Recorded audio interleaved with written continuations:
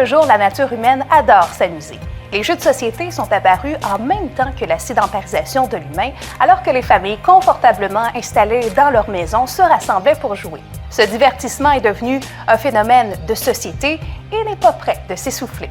Tout a commencé en Égypte, 3000 ans avant notre ère, alors que les gens se rassemblaient autour d'un jeu appelé le Royal Dur, composé d'une tablette et des dés en forme de pyramide. On s'amuse alors à déplacer des pions selon des règles non écrites. Le but du jeu était d'atteindre la dernière case qui représentait les cieux et c'était davantage un jeu rituel empreint de spiritualisme destiné à préparer les individus à la mort. Ce jeu a été adopté par de nombreuses autres cultures au fil des siècles, chacune modifiant les éléments du jeu.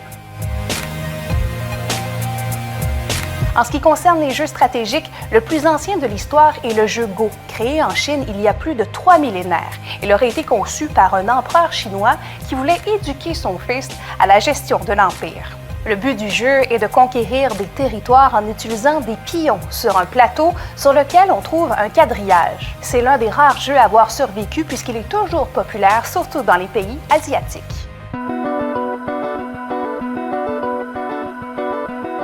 Le jeu d'échecs est sans aucun doute l'un des plus populaires encore aujourd'hui, mais son origine est controversée, puisque les seules traces concrètes datent des années 600. Il s'agit de textes transcrits qui mentionnent l'existence de joueurs d'échecs. Les théories les plus probables situent l'invention des échecs en Perse, en Inde ou en Chine. On a cru longtemps que les échecs étaient issus du Chaturanka, un jeu similaire créé au 6e siècle. Et c'est vers l'an 1000 que les jeux d'échecs sont introduits en Europe avant de se répandre dans le reste du monde. Les cartes à jouer, elles, apparaissent un peu plus tard en Chine, au 7e siècle, mais celles que nous connaissons aujourd'hui datent de 1370 et seraient quant à elles d'origine italienne. Et c'est par la suite que les jeux de cartes inondent l'Europe grâce à l'essor de l'imprimerie. Toutefois, la production de masse démarre essentiellement en Allemagne en 1840 et c'est à ce moment qu'on utilise les jeux de société à des fins éducatives.